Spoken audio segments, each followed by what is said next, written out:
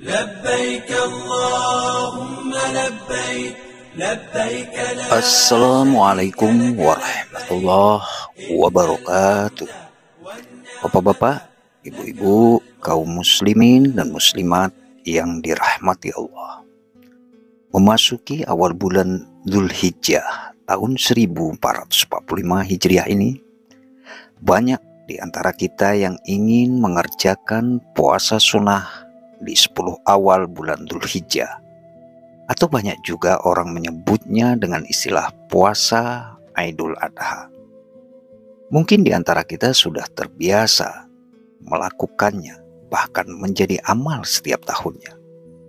Namun tidak sedikit juga yang masih ragu dan bertanya, apakah ada tuntunan melakukan puasa dari hari pertama hingga hari ke-9 Dzulhijjah? Apakah Rasulullah Muhammad SAW juga mengerjakannya? Bukankah puasa di awal bulan Dzulhijjah hanyalah puasa pada hari ke-8 dan ke-9, yaitu puasa Tarwiyah dan puasa hari Arafah? Sebelum kita jawab, mari kita cek terlebih dahulu kalender tahun 2024 ini, yang insya Allah awal bulan Dzulhijjah dimulai dari hari Sabtu tanggal 8 Juni. Kemudian pelaksanaan puasa Tarwiyah dilaksanakan pada hari Sabtu tanggal 15 Juni. Dan untuk puasa Arafah dikerjakan pada hari Minggu tanggal 16 Juni pada saat wukuf di Arafah.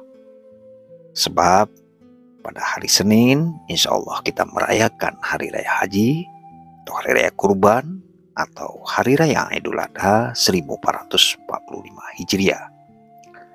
Bapak-bapak, ibu-ibu sekalian yang dirahmati Allah, puasa yang kita kerjakan dari 1 hingga 9 Dzulhijjah, semuanya itu ada tuntunannya, ada dalilnya, serta dilakukan pula oleh Rasulullah Muhammad SAW.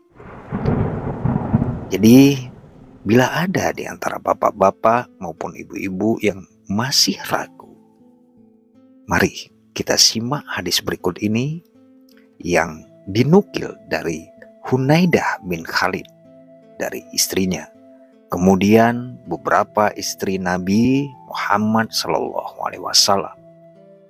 Mereka mengatakan, Rasulullah SAW biasa berpuasa pada 9 hari awal Dzulhijjah. Kemudian pada hari Asyura. Kemudian berpuasa 3 hari setiap bulannya.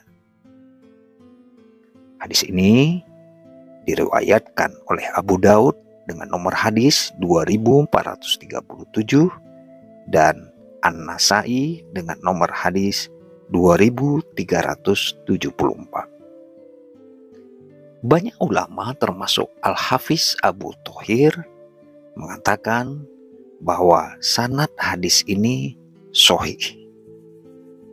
Kemudian diperkuat juga oleh hadis dari Ibnu Abbas.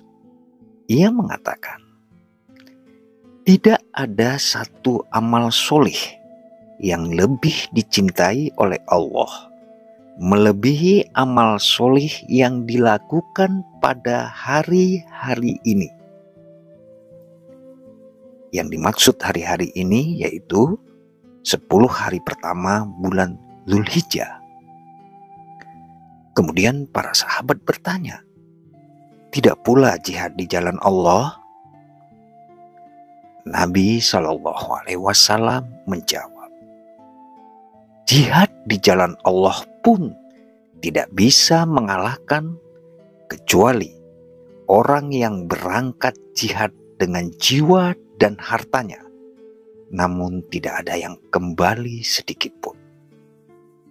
Hadis ini diriwayatkan oleh Abu Daud dengan nomor hadis 2438, kemudian diriwayatkan juga oleh At-Tirmidzi nomor hadis 757, diriwayatkan juga oleh Ibnu Majah dengan nomor hadis 1727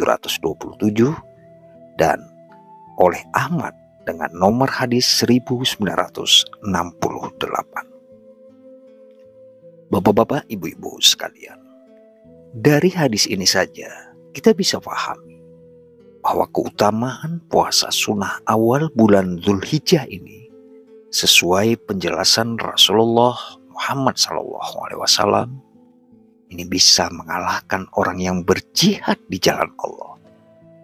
Terkecuali mereka yang berjihad tersebut mereka lakukan dengan jiwa dan hartanya dan tidak ada yang kembali sedikit pun. Begitulah besar dan tingginya nilai keutamaan dari puasa yang kita kerjakan pada 1 hingga 9 Dzulhijjah ini.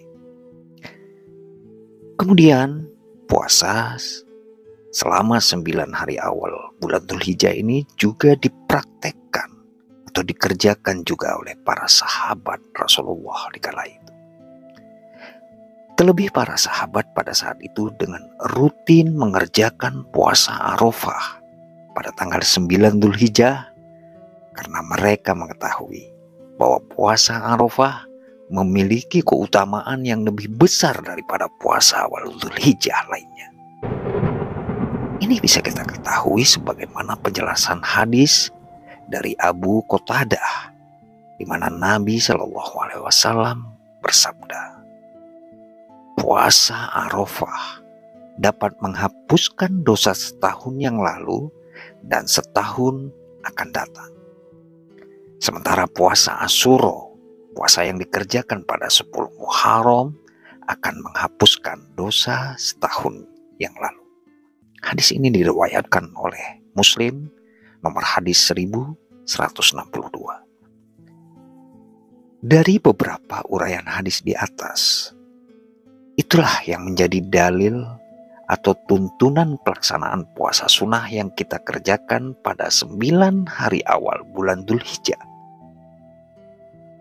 Lantas muncul pertanyaan, apakah tidak boleh mengerjakannya hanya 1 hari atau 2 hari saja? Ingat, bapak-bapak, ibu-ibu sekalian, bahwa puasa ini adalah puasa sunnah, bukan wajib.